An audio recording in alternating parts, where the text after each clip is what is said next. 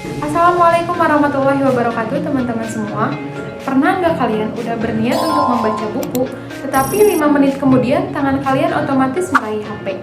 Hobi membaca kita terus kalah bersaing oleh bunyi notifikasi.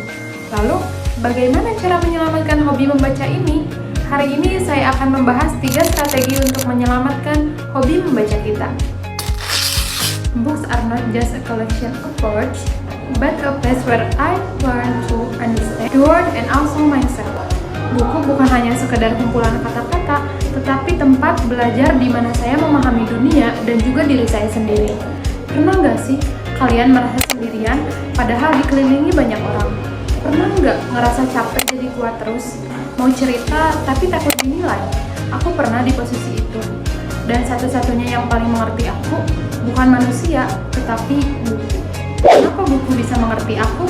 Mari kita bahas.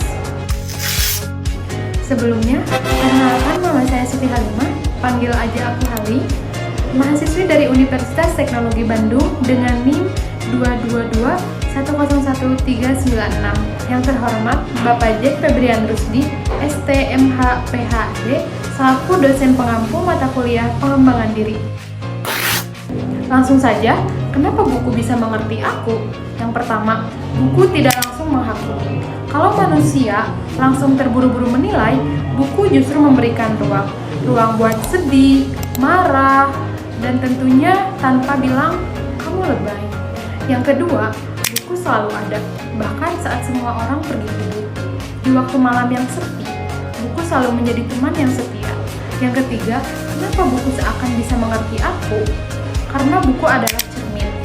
Tokoh di dalam buku yang patah, gagah, jatuh, berjuang seakan bilang, lihat, aku saja sedang gak baik-baik aja, tetapi aku bisa terus berjalan.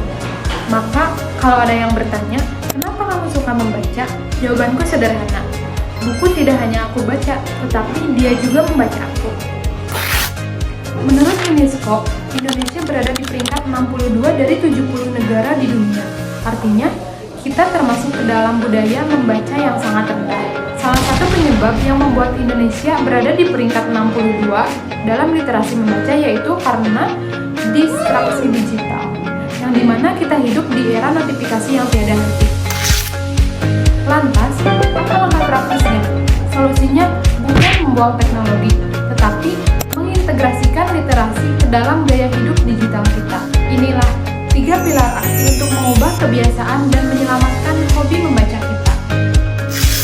Solusi yang pertama, gadget sebagai gerbang literasi.